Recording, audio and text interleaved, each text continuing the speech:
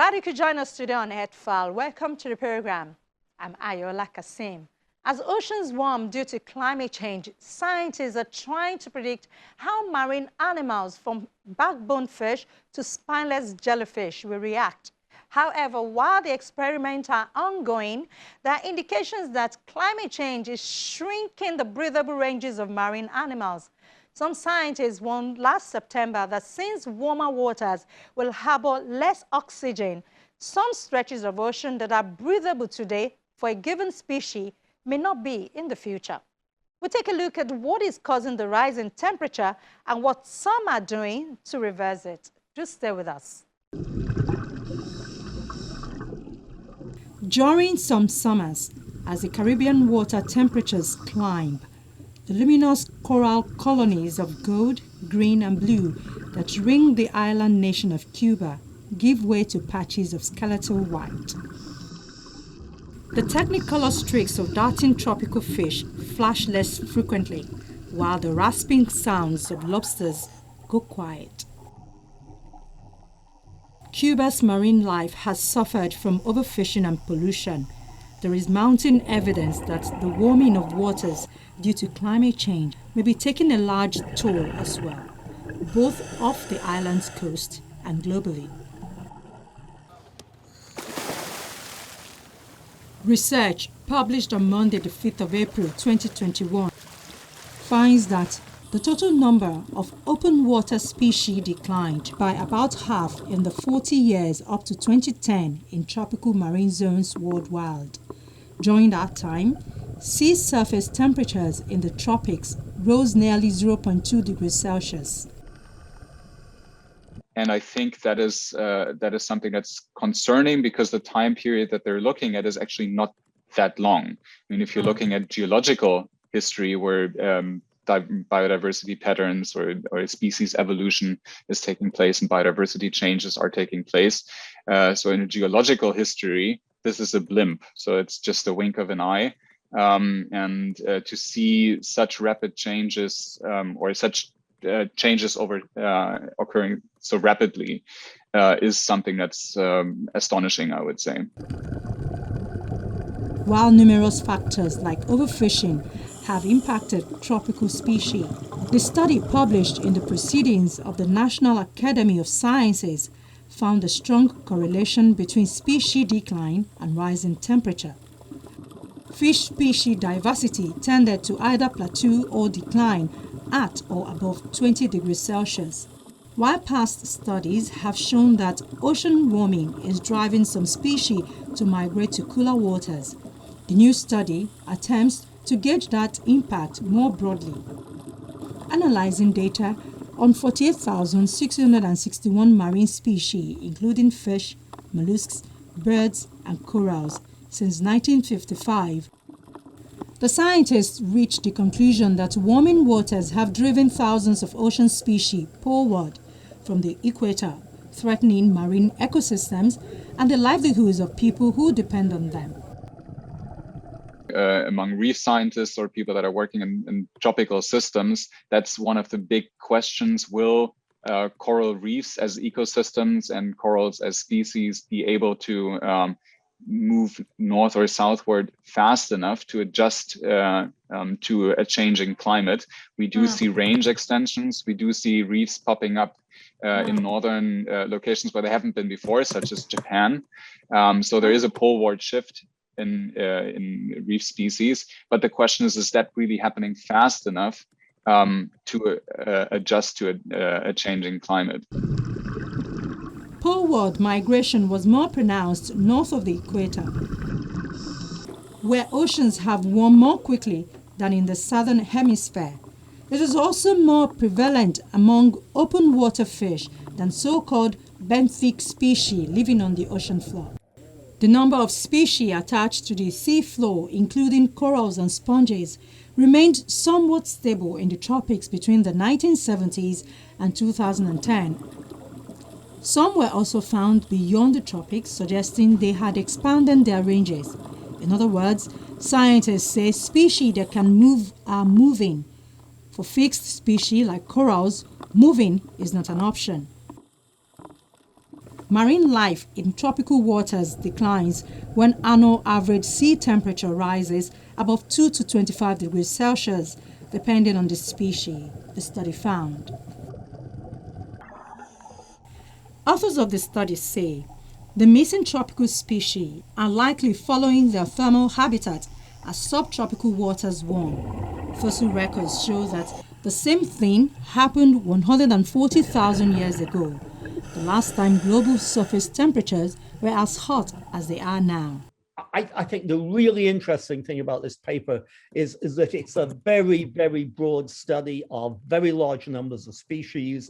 It shows the general trend of what's going on, but it also motivates us to know the details. It is going to matter. The details are going to matter because some species are much more valuable to us than others. And there's a worry that we'll lose species that are important to us. And then the sort of whole food web gets out of whack. And that can lead to changes which are sometimes not welcome. Yeah. It's complicated, and always we need more data. But I think this study very importantly shows that we need to be paying attention to these changes. And reducing climate change. I mean, what we're doing to the planet is causing an enormous amount of disruption in all sorts of ways. And I think we have to get a handle on that.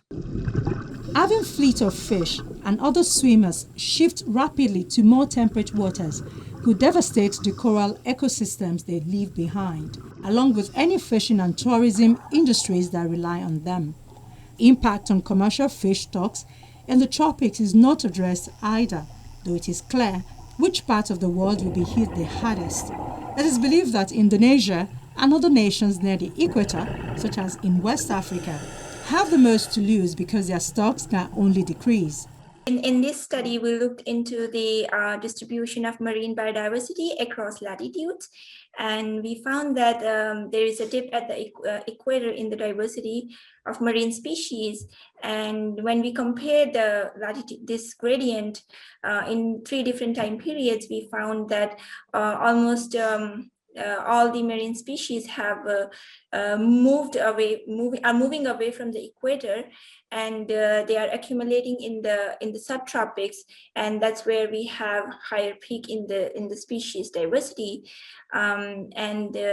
This kind of peak and the dip has changed over time, and there is northward shift in the northern hemisphere, which is very significant, and that also relates to the higher pace of climate warming since 1980s. For Cuba, such an impact could unravel the island nation's efforts to manage its underwater gardens, though its corals have been less stressed by coastal development and pollution than corals elsewhere. They are considered more resilient to ocean warming. Cuba opened its first coral reef nursery 4 years ago to research which species coped best with warming and eventually to repopulate depleted reefs. The country is also restoring coastal mangroves, which serves as fish nurseries and shelter.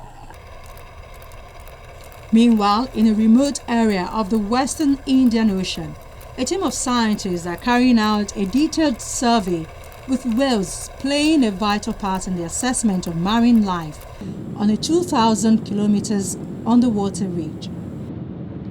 The scientists are on a month-long quest to document whales and other marine mammals living around the Mascarene Plateau, hoping to bolster arguments for protecting the remote 2,000 kilometers underwater ridge to both fight climate change and protect ocean wildlife.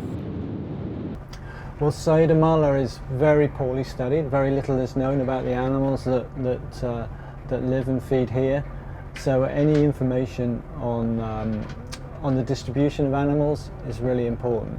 So we have a visual survey going on when it's daylight hours, but all the time, 24 hours a day, we're doing an acoustic survey as well. An acoustic survey can tell us about things that we miss that when we're doing the sightings that are below the surface, because most of the time marine mammals are below the surface. So we can hear them during the day, but also at night. After 2 weeks of the month-long study, no whales had come within range of the team on board the Greenpeace research ship, Arctic Sunrise. Then, an underwater microphone picked up a series of unmistakable clicks and squeaks. A large pod of endangered whales was nearby and thought to be feeding. We're talking about maybe 12 to 15 whales, I think. And there could be whales that are further away that we're not hearing as well. It's obviously a good area for them because we're hearing the occasional creak, so that shows that they're actually feeding here. For sperm whales, the largest of the toothed whale species, the only data from this area comes from the whaling days. The group hopes also to draw attention to the United Nations campaign aimed at persuading countries to protect at least 30% of the planet's land and ocean by 2030. I think it's really exciting. I mean, I didn't think 6 months ago that I'd be able to visit such an area, and the fact that we heard so many sperm whales, we've seen Bryde's whales today, and just being able to monitor this area, it feels like a real privilege because we're actually generating some of the first baseline data for this area on marine megafauna, and that feels quite exciting because it means that researchers in future can come back to the area and monitor change. And without some of this real pioneering baseline research, we're not able to do that. And we know that the oceans are undergoing profound changes throughout the world, and it's this baseline research that allows us to monitor these changes and understand how best to protect them. The plateau is a conservation target partly for the vast seagrass meadow. Carpeting it sail the Mala Bank, which absorbs climate-warming carbon dioxide and provides vast wildlife habitats. Whales, meanwhile, are also key to combating global warming. They release tons of iron a year in their feces, which feeds carbon dioxide absorbing phytoplankton. Using a hydrophone, a combination of different microphones designed to be used underwater, Tim Lewis, who is running the acoustic surveys on the Greenpeace voyage, detects a range of frequencies from as far as 350 meters behind the ship that lets him monitor the sounds of the ocean with a passive acoustic monitoring technology. The crew of the Greenpeace ship, Arctic Sunrise, also scans the vast ocean horizon through binoculars for evidence of life, while also sampling water for future DNA testing to determine which species frequent the plateau. And we're targeting vertebrates because these are indicators of ocean health. So vertebrates very often occupy higher trophic levels, and the structure of that food web, the structure of the trophic levels, tells us a lot about the habitat, the ecosystem, and how healthy the ocean is in this particular area. 3 days after the team eavesdropped on the sperm whales hunting squid, the ocean became glassy flat. Watchers on the bridge spotted a burst of spray. A lone sperm whale was plowing through the sunlit waters. It raised its distinctive V-notched tail toward the sky before disappearing back into the depths. The masculine research is timely. A March 17 study in the journal Nature maps out marine areas teeming with life as conservation targets and suggests that guarding these zones against fishing, shipping, mining, and other human interference would protect more than 80% of endangered marine species habitats. It would also increase global fish catches by more than 8 million tons. Most of the target areas are within nations' territorial waters, but a few, like the mascarene, are in international waters. These days, with all these different sort of much more industrial activities in the oceans, we have to be really careful that these species are able to recover from the whaling that they faced a couple of hundred years ago.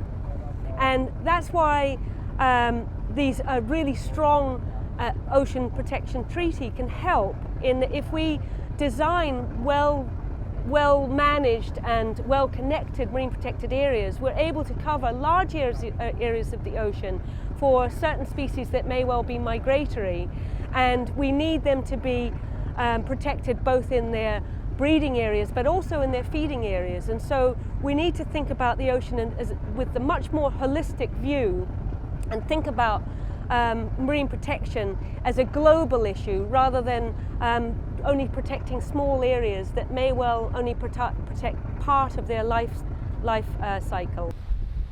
Protecting the mascarene, which is larger than the Green Barrier Reef, would help safeguard fisheries more than 2,000 kilometers away in East Africa, another group of researchers argued in a 2019 study in the journal Marine Policy.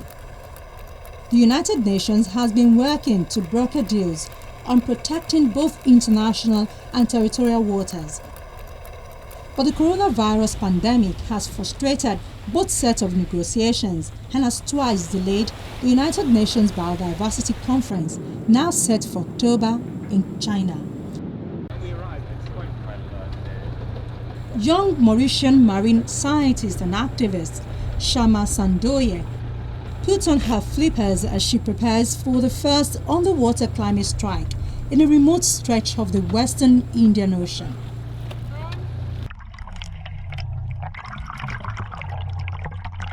Shama dives into the water at the Saya de Mala Bank, which is home to the world's largest seagrass meadow, in a bid to draw attention to the danger of global warming and rising seas. The seagrass meadow at the Saya de Malha Bank has become a priority for conservation because of its key role in absorbing climate-warming carbon dioxide. The world is losing some 7% of its seagrass cover per year due to dredging and rising ocean temperatures.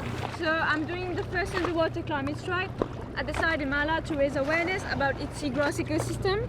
So it's the largest one and it stores carbon, so it's our biggest tool against the climate crisis.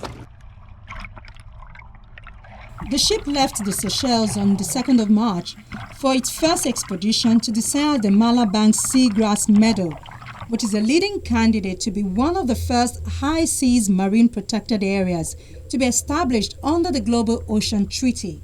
Thousands of marine species rely on the stretch of seagrass for food and habitat. Well, I think the underwater climate strike is very important for me because it raises awareness about the different marine ecosystems, especially here at the Saya de Mala. So basically the Saya de Mala is composed of mainly the seagrass. So the seagrass, they capture the carbon from the atmosphere and they store it. So that's a huge part of the Saya de Mala. So basically striking underwater means that we're demanding climate action, strong climate actions, which includes protecting this huge area because this seagrass ecosystem, they can act as a tool against the climate crisis. The campaign also hopes to draw attention to the United Nations goal of persuading countries to protect at least 30% of the planet's land and ocean by 2030, an interim target that many scientists say must be made to address the dual crisis of climate change and biodiversity loss. For Shama, the Saya de Mala is part of her home. The island nation of Mauritius shares jurisdiction over the surrounding seabed with the Seychelles. It was a bit difficult because it's still the high seas and the water is not very calm, so it's choppy. But I feel that we had to do it, and with the help of the crew members and the Greenpeace team, we were capable of doing it. It was very difficult to do because, again, we're in the high seas and it's not extremely shallow either. But yeah, it was very important for us. So everyone came together to do it. That was really nice. But while the remoteness of the seagrass fields, which are situated hundreds of miles from shore, has provided some protection so far, Shama worries this could change if oceans become busier and more polluted. Shipping traffic increased fourfold between 1992 and 2012, with much of that passing through the Indian Ocean. That's according to a 2014 study in Geophysical Research Letters. Meanwhile, Mauritius is still grappling with its worst ever ecological disaster caused by a Japanese ship that hit a coral reef and spilled some 1,000 tons of oil into aquamarine waters that then washed up onto beaches in July last year. Against the backdrop of such events, Sharma said she felt compelled as a teenager to become an activist.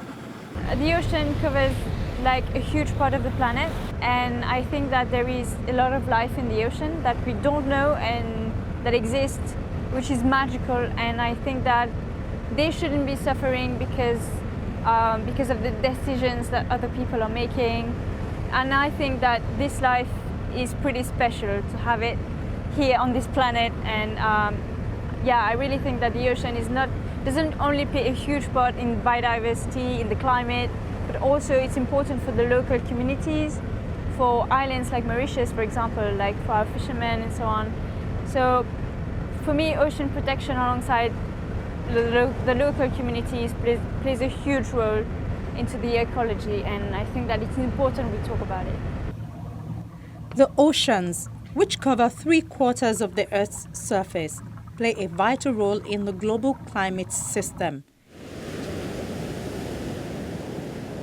generating oxygen and absorbing carbon dioxide from the atmosphere.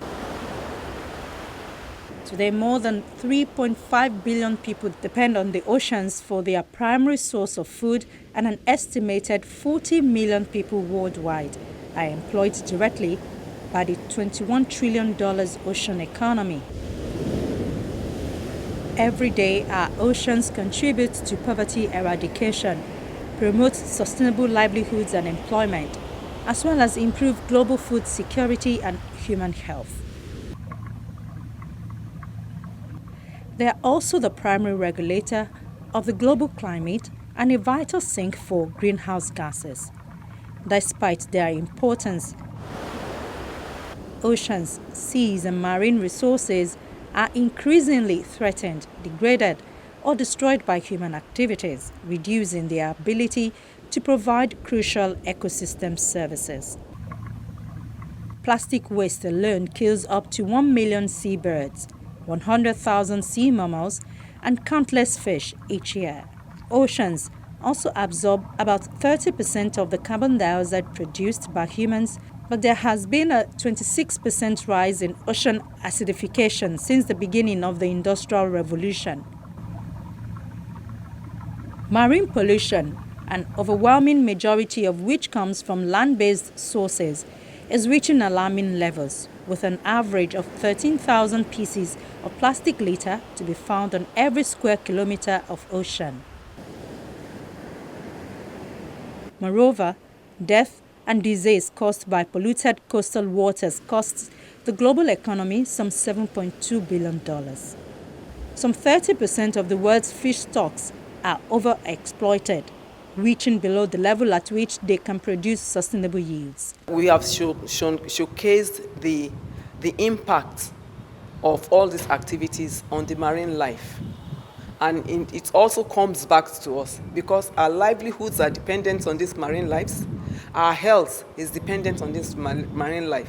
If the ocean that houses these resources that we depend on is not being taken care of, we are actually shooting ourselves in the leg. The problems affecting the ocean are bad news for the 3 billion people who rely on fish from marine and inland fisheries as an important part of their diet, and more than 520 million more who rely on fishing-related activities for income and food. Worldwide, about 1.3 billion people live in coastal tropical areas, many of which rely on fisheries for food. It is estimated that the maximum catch potential of tropical fish stocks in so-called exclusive economic zones will decline by 40%. That's within the mid-century if global warming continues unabated. This simply means more people will fall into poverty if warming is not curbed. That's our show for the week. Thank you for watching. From me, Ayola Kasim, and the Earthfile crew here in Lagos, it's bye for now.